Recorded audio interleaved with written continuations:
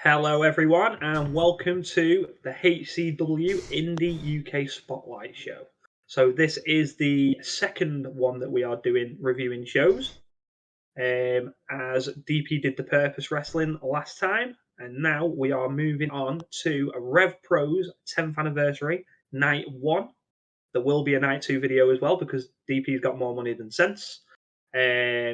And there is another video coming out after that, but we will not spoil that. We'll leave that as a surprise. But yes, so you attended night one at York Hall. How was night one before we review it match by match? Yeah, it was absolutely the anniversary show, the 10th anniversary show for RevPro. It was a very... I don't want to sort of go into it because sort of give my opinion sort of straight off the bat. Yeah. It was going into it. It was a very stacked card. Yeah. And I was excited for it. I went with a mate, and everything's always better with a mate. Yeah, of course it is. It's better to have someone there to talk about it with that you know. Yeah, exactly. Yeah. But yeah, got a few pictures with people.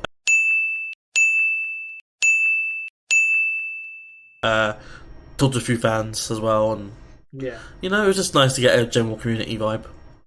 Yeah, nice. So it was welcoming as well. Mm-hmm.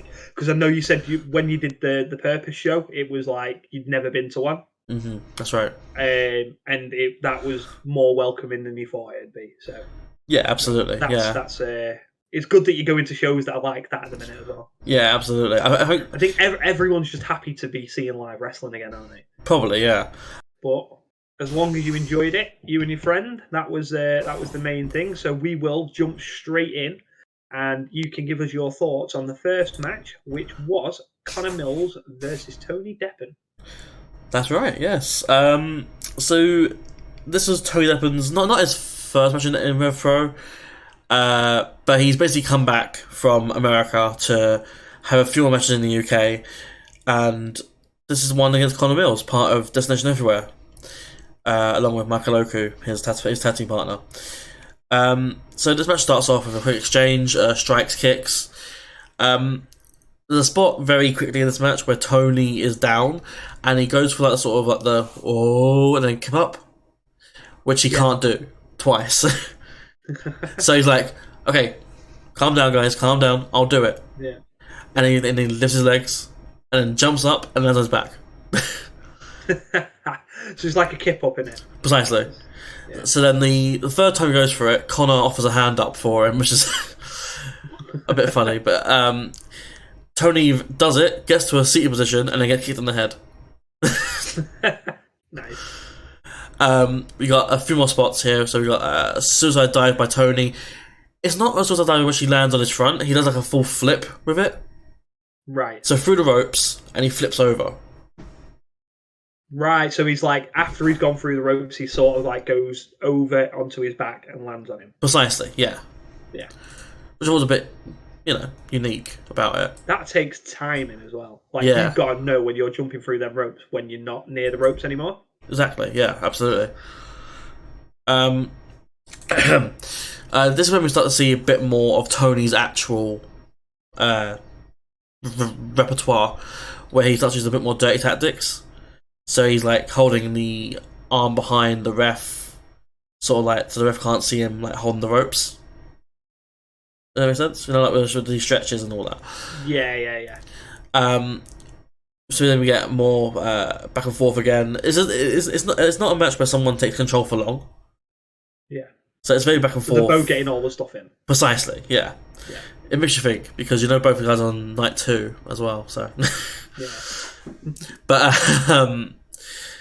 we get exchange on the apron, which is then put in a position where Conor is hanging from the top rope. So sort of like the trio woe position. Yeah. And Tony does that, the stomp on Conor's head from there. We then get Tony following up with a running meteor, which gets a 2 count. We then get the thing where, if you recall John Moxley, Dean Ambrose, where he does the hang between the ropes sort of thing.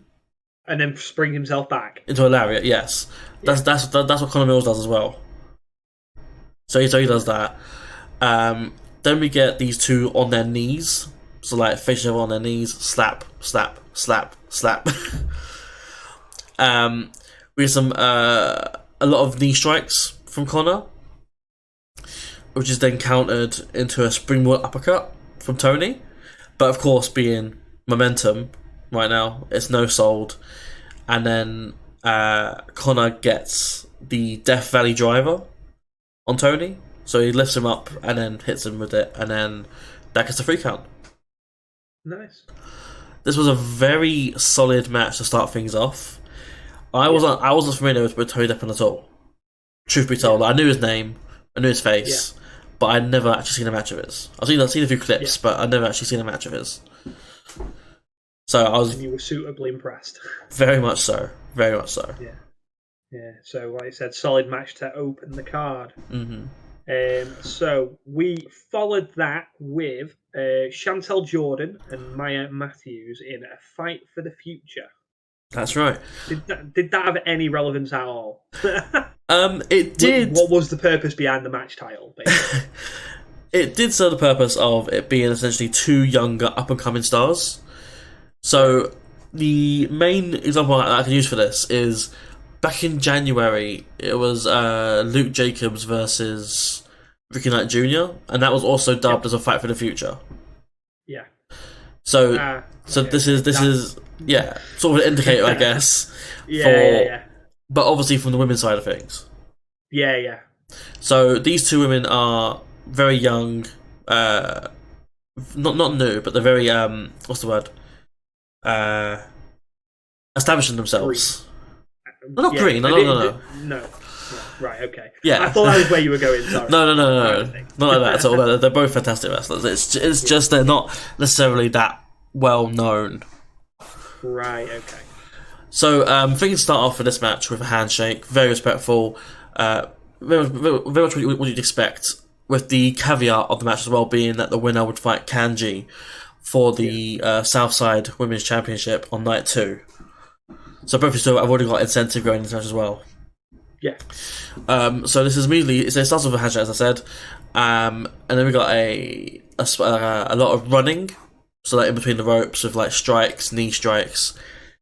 What I noticed a lot from is Chantal. Chantal uses a lot of her kicks and knees to get the upper hand, whereas Maya uses more like hands, arms. The crowd at this point are very behind Maya. At the point, we get a Kiwi Crusher from Chantal, which is a 2 count. We get a spot later on when there's a headbutt as well from Chantal that takes both of them down. So it's all like the kamikaze sort of like, and then both of them are out, sort of. Yeah. We get if you're familiar with Tajiri, a buzzsaw kick. Yes. So not the whole hand stuff, but the whole calculating of where the head's gonna be to the kick, and and when I say it was clean, it was pristine. It looked amazing. Yeah. But that unfortunately gets a 2 count. Oh. So again, me being not familiar, I knew the names, but I didn't know their style. I didn't know the matches. I thought that was the finish, personally. Yeah. But it wasn't. So no. So we get a spot where Chantal has got Maya in the electric chair position. Maya rolls through for the victory roll. 1, 2, kick out. Yeah, you can't end it like that. Follow on from that, we get a bit more momentum again, and Chantal hits a strong 0 against the 3 count. Yeah, but so good match. Very good.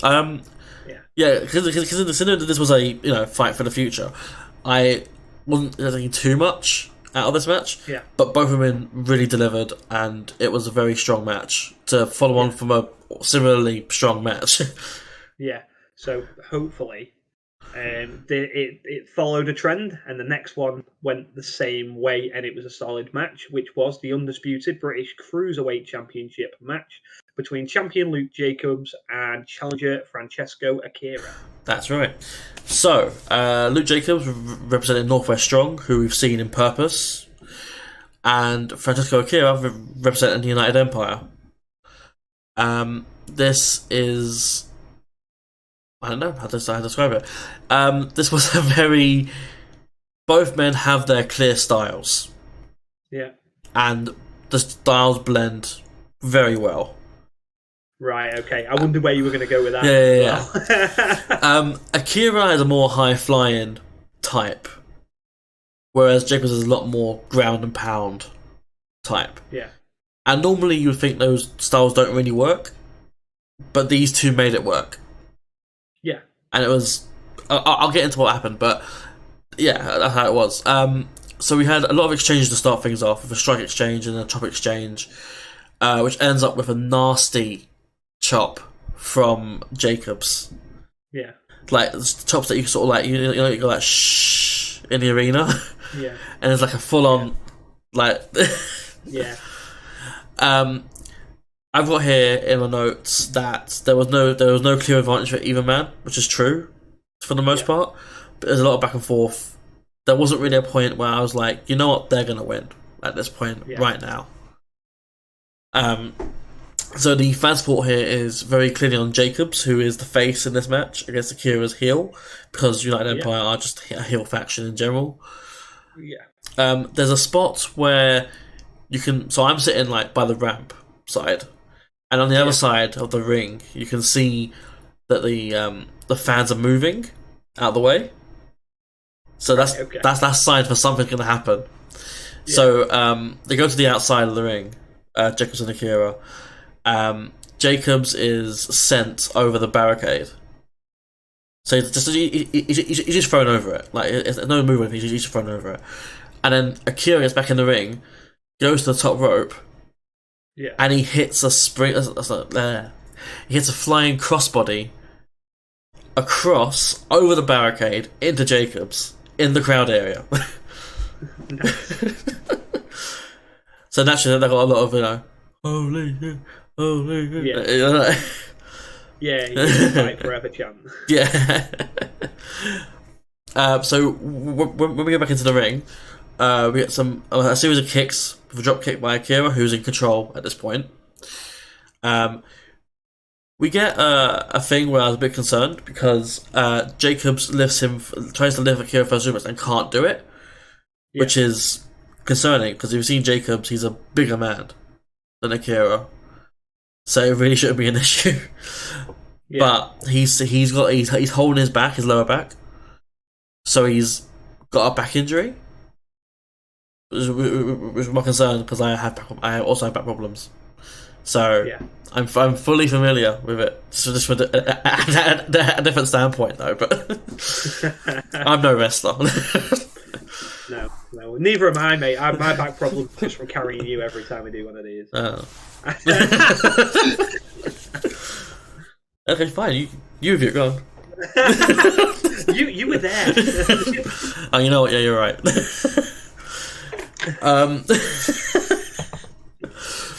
So we get a point where Jacobs is using a sleeper hold, which is then counted into a stunner from Akira. At this point, the control is going back and forth again.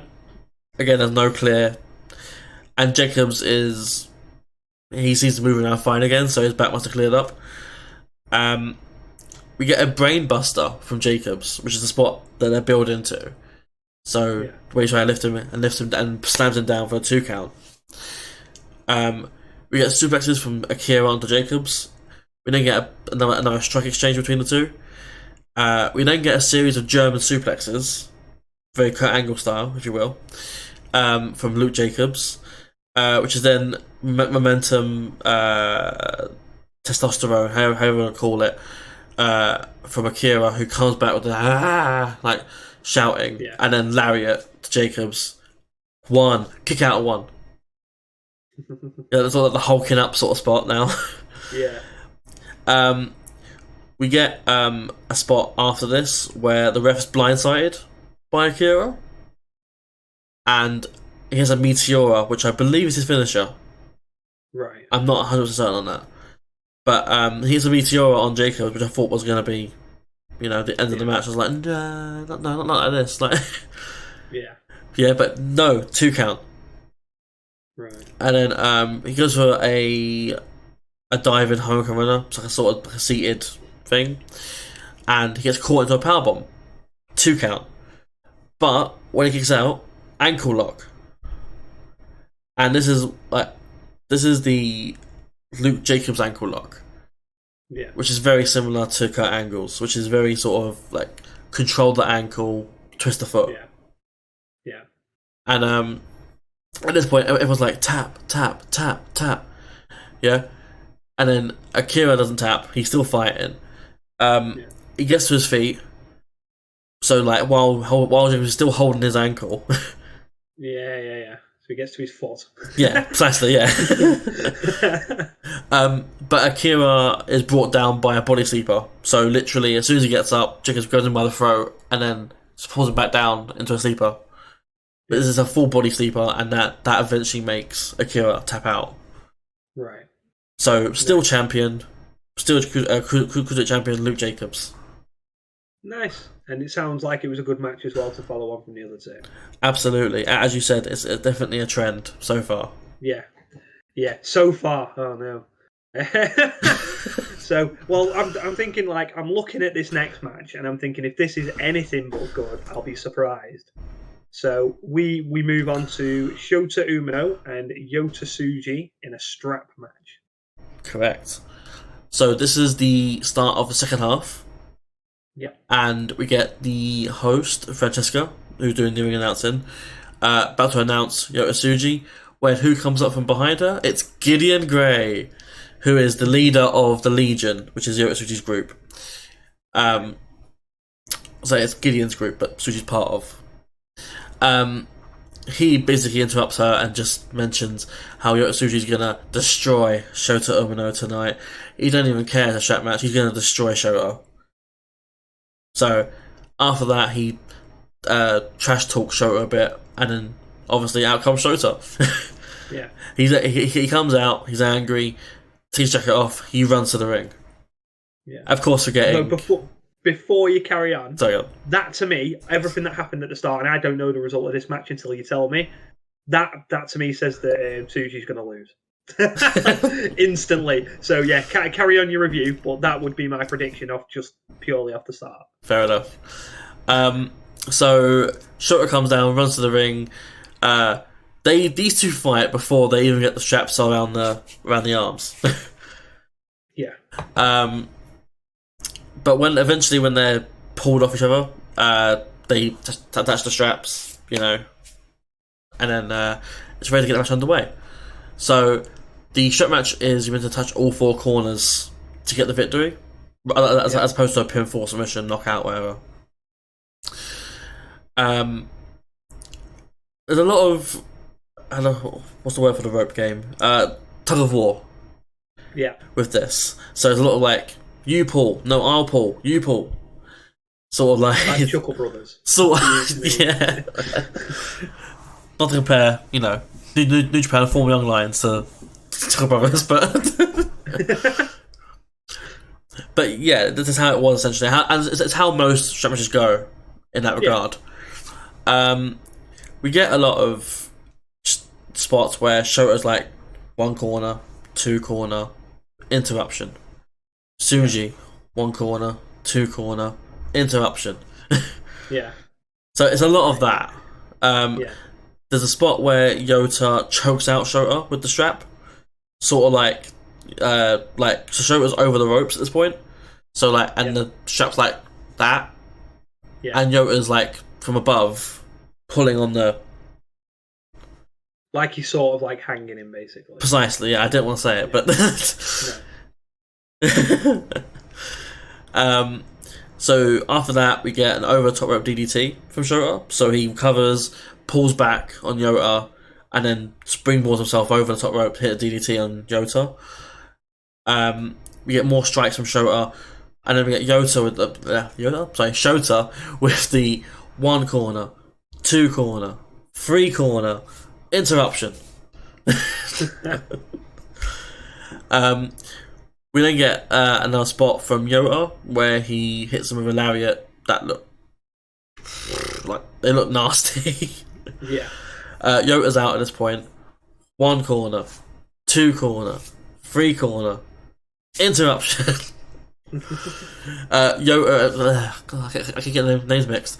Showto recovers basically, and he's pulling on the strap from the floor, and eventually he comes back fighting again, and we get a crossroads from Showto. Nice.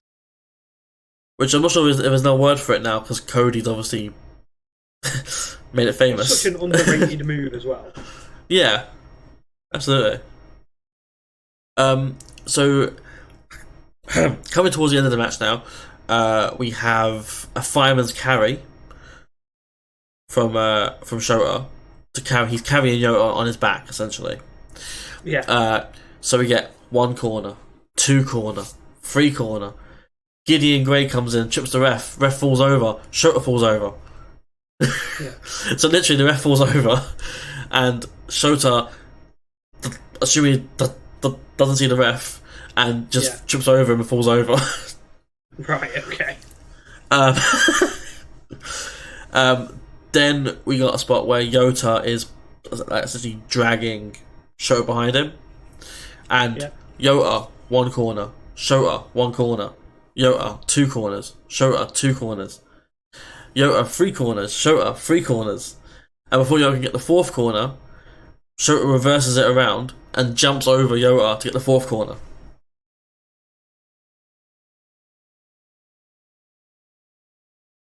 Right, so you just said that literally. If that wasn't how it went, I was going to say, why, when he was carrying him on his back, was he not touching the corners and then reversing it so he'd get the last one first? Literally what I was thinking. Which is wild. Yeah. But yeah, that was Showto getting the 4 corners and getting the win. Yeah. What was in terms of the first 3 matches that you saw, was this on par? Because it seemed to be like there was a lot of what you'd call near falls when they're touching the corners, interruption. Mm-hmm. To me, like in a strap match, that can get really boring. Yeah, I'm not gonna speak badly on either Showto or Yota because both of them did their roles tremendously here. Yeah, but the idea of a strap match is not that intriguing to me. No. Yeah, I was good. They're probably more limited by the stipulation. Yeah, precisely. Yeah. Right. Saying that, it wasn't a bad match. It was just... No. I think it was a good way to calm the crowd down. Yeah, you've come back from a break, and then you've got this. Yeah, because what follows on are 2, higher profile matches. Say you've got on paper what look like 2 absolute bangers. So. Yeah. I think it was definitely a good call to have it come on at the point it was. Yeah, it was well placed. Mm-hmm. So, which leads us on to the first of 2 potential bangers, which is for the Strong Openweight Tag Team Championship, and we have the champions in Aussie Open against Destination Everywhere, the challengers. Yeah. So, eagle-eyed viewers will probably recognise that this is Conor Mills, who was in the opener. So he's doing 2-match duty tonight. Nice. So this starts off with Oku and Mills not agreeing on who starts the match. So Mills comes out, he's already selling his neck from the match with Deppen. And Oku's saying, like, I'm fresh, you're not, let me start. And Mills doesn't have any of it. He wants to start the match off. So they argue a little bit, but overall it's settled, and we get the match started off with Mills and Mark Davis. There's instantly you can see that Aussie Open know where to target, and they know that Mills is by himself in this, and that he's already fatigued. Yeah. As well. So we get a lot of spots where they just focus on that. We get a spot as well where Mills has control of the match over Fletcher, but he won't tag Oku in. He won't tag Oku in. Right. So Oku is there, like, literally give me the tag, like, and then Mills is not doing it at all. For whatever reason. So there's more action with Mills still being a legal man. Aussie Open, for the most part, do have control of this match. Yeah.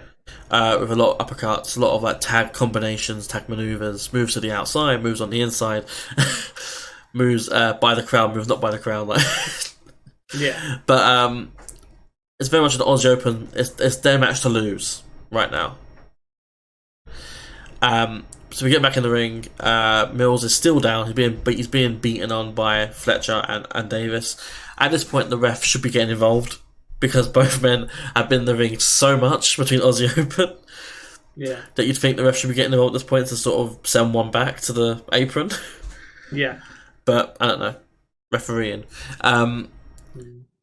We get a hope spot for Mills where he is able to counter out of I believe it was a backdrop where he counted out of it, and finally Oku's in. Oku finally gets a tag and he's in. We get this hot tag. He's finally in. Boom, boom, boom. Taking out both Davis and Fletcher several times because they both keep getting back up. Takes them both down. Eventually, he's got a half crab locked on Fletcher, which is, if you don't know, it's his submission finisher. He's the master of the half crab. Yeah. Fletcher's there. He's struggling. He's finding it hard to get out of it until he hits the ropes. Break. It's fine. So then we get to the point where Oku and Fletcher are in a collar of a tie-up, exchanging a lot of strikes and holds between each other. Because again, Oku is the fresher one, so it makes a bit more sense for him to essentially have his start. Yeah. But yeah, we get a brainbuster from Fletcher, which looked amazing because of how Oku sells it. Like, if you're familiar with it, like Randy Orton 2004, 2005, like his selling was like a wet noodle, sort of like. That's similar to how Oku is here. Like, he sells it amazingly. Yeah. Like limbs flaying the pipe, but like. Yeah. But yeah, Oku and Mills are able to get back into the offensive. Mills lands a poison rana to take Fletcher out. But then later on, Fletcher takes out Mills, but Oku takes out both Davis and Fletcher with a double lariat. We then get another advantage from Aussie Open, who take Oku down, but Mills is back in, so we get a top rope power driver on Mills. So this is Mark Davis, and he has Mills on the top rope in the power driver position, and he literally slams him down, power driver from the top rope, which I thought dangerous but nice, very dangerous. And I thought, I don't recall ever seeing that. I could be wrong. I have seen it, but it's been a long time because pile drivers for the wrestling I tend to watch, apart from AEW now, pile drivers have been banned really for years. Yeah, it's fair enough because the whole head trauma and we get a spot later on. Well, it's a bit later on. I think it was like maybe a few seconds afterwards, where Oku's then thrown into the crowd, and then he's taken out of the crowd and powerbombed onto the apron by Fletcher. Right. Okay. So this is just a ragdoll on him. Yeah. We then get Aussie Open working on Mills in the ring, so they're both like striking him or headbutting him, holding him with submissions. How is Mills not dead at this point? That's what I wondered. And that's literally my next note. That's literally my next note. Oh, really? Yeah. I was like, how is Mills still fighting?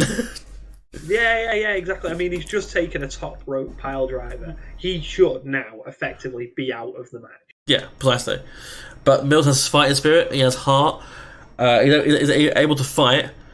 And Oku takes out Davis temporarily while this is going on. So it's just Mills and Fletcher at the moment. We get Oku and Mills are in the ring. Oku is setting up to hit a frog splash. But as he lands, he's caught by double kicks from Aussie Open. So he's out now. And then as both Aussie Open are in the ring, they both get Mills and hit their finisher, which is, from what I recall, it's called the fidget spinner. But I don't know what it's called now. Like in I believe I've heard that before. in 2019, it was called the fidget spinner. So I don't know if it is still called that or not. Yeah. But they go for they hit that move 1, 2, 3, and still You'd have told me he'd have kicked out there. and still your New Japan Strong Tag Team Champions, Aussie Open. Yeah, but overall the match was good. Yeah. Very. At this point, this is the match of the night. Right. Okay. Nice. Yeah, I could see probably why, because like you said, it had the potential on paper to be a banger. So that leads us in to the Billy Goat, Will Osprey, the current RevPro UK Heavyweight Champion. That's right, isn't it? And this is a non-title match against Speedball Mike Bailey. So I believe this was just called like a special attraction match, was it? Yeah, to quote New Japan, they say special singles match. Yeah. So this starts off instantly with Mike Bailey chants versus Will Osprey chants. We get a lot of competing Bailey Osprey chants. Eventually, they do a handshake. They do a back and forth, but they, like the moonsault, catapult, not catapult, springboard. Sorry, and they stop because of the crowd noise. Right. They're like F1, like taking it in. Yeah, precisely. It was great. I'm guilty of that. I was the one chanting, but yeah. I think everyone was chanting, to be honest, in the venue. Yeah. But when they get back to it, we get a lot of high speed octane chain wrestling, which then again after chain wrestling they stop again because of the crowd noise. Yeah. Because for some reason F1 is just going ham with the chants. Yeah. And it's ridiculous. Like if you've seen the GOD and Aussie Open match at Raw Quest from 2019, it's similar to that, in which everyone is chanting for one team or the other. Yeah, and they're all just into the match. Yeah. Even though at this point not much has happened. Yeah. Well, if you've got a crowd like that, you can do anything you want. And the crowd will love it. Like I would say, I think it's a mixture of magical and also a bit annoying. Yeah, I get that, but you see it every now and again in big matches that the crowd are in before you perform the move. So you always go back to matches like Rock and Hogan at Mania. Like the crowd were in. You could literally do no wrong in that match, and it sounds like that's what we were getting with this match. Mm-hmm. But don't worry, that was the last time that the match stopped. So they go back to the high speed. Bailey hits his consecutive side kicks. If you're familiar with like the lifting, like kick, insecurity. Yeah. Yeah. Then we go to the outside. There's a lot of focus here on Bailey's leg from Osprey. So I don't know if that was pre-established before or something, but there's a lot of focus on the leg now. I'm not massively familiar with Mike Bailey. I've seen a couple of things, but is he like a leg striking guy? Because you've just done the leg kick, so I mean, it's probably a sensible tactic. Yeah, and it was a bare foot as well. Yeah. So right. Okay.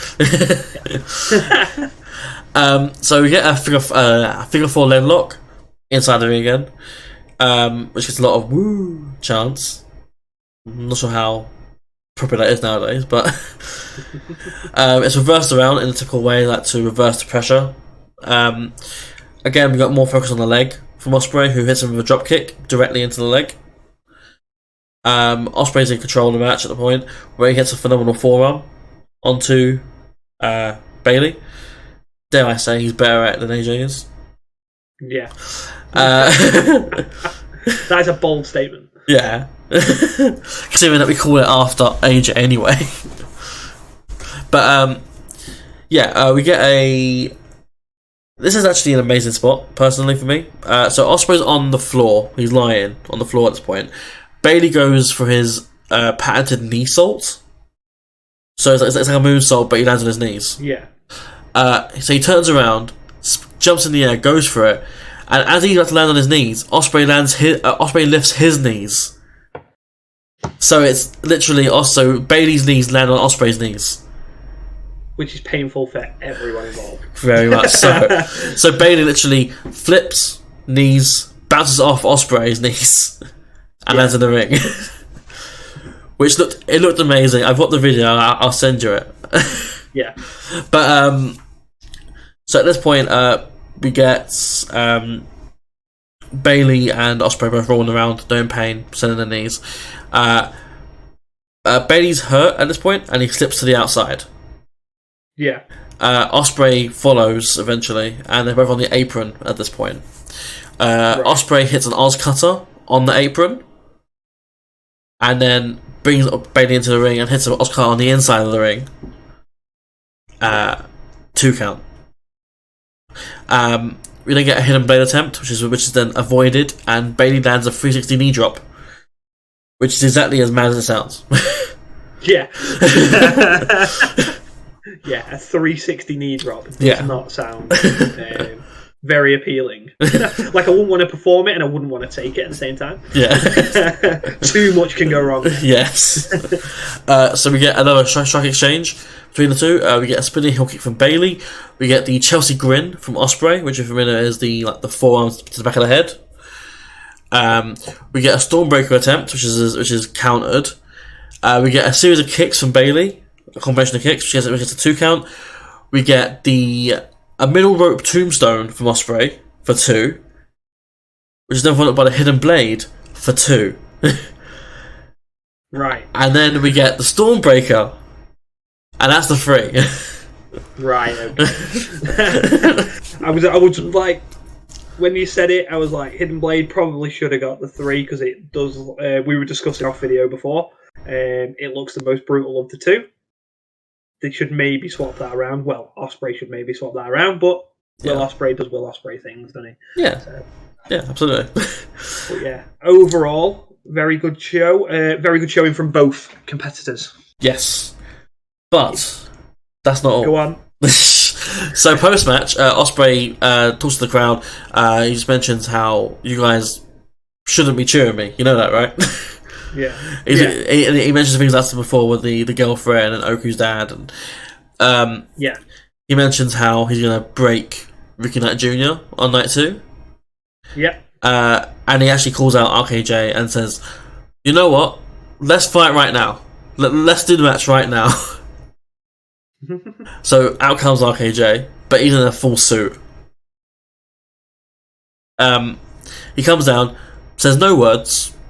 He walks to the ring, looks at Osprey, and Osprey signals to someone at the back, and then sure enough, out come Aussie Open and Akira, and all 4 of them just beat down on RKJ, and it looked horrible. Like RKJ, I think is busted open by like the first move. Wow. Like it looks horrible. Yeah. But they're leaving the ring. RKJ then gets the mic and says, like, "You're pussies. Osprey's a pussy." Yeah. Nice. And then they come back and they just basically finish off RKJ, and then that ends night 1. And so does night 1 was very good, you would say. Night 1 was very good. That is what you'd expect, especially over 2 nights, because night 1's the one that's going to grip you to want to make you see night 2. For me, when you do events like this, same when Mania happens now over 2 nights. New Japan do 2-day shows, don't they? Yeah. I was going to say it's become more of a thing since the pandemic, hasn't it? Where stuff's been. Wrestle Kingdom is 2 nights, but this year the one next year's not. It's 1 night. Yeah. But Raw Quest is 2 nights, so. Yeah. No, that's so. And you and your friend both attended night 2. Yes. So that will be coming up on the next video. But that is the end of the 10th anniversary of RevPro Night 1 from York Hall. There will be another video following this for Night 2. So keep your eyes peeled for that. We will be getting these videos out, not on the same day. We're going to leave a bit of a gap between them. But we also have coming up something else to watch out for, which is Rate has a interview coming up with another wrestler, similar to the George Lydon interview that he did, which got good reviews. This time he's going to be interviewing Corey McRae. So keep your eyes peeled for that one as well. So you can do all the fun stuff like, follow, subscribe. Yeah, DP's doing it for me because I don't know if I was getting that on camera. But yeah, follow, subscribe, join the Discord. We've got a growing community in our Discord where we talk about anything, basically.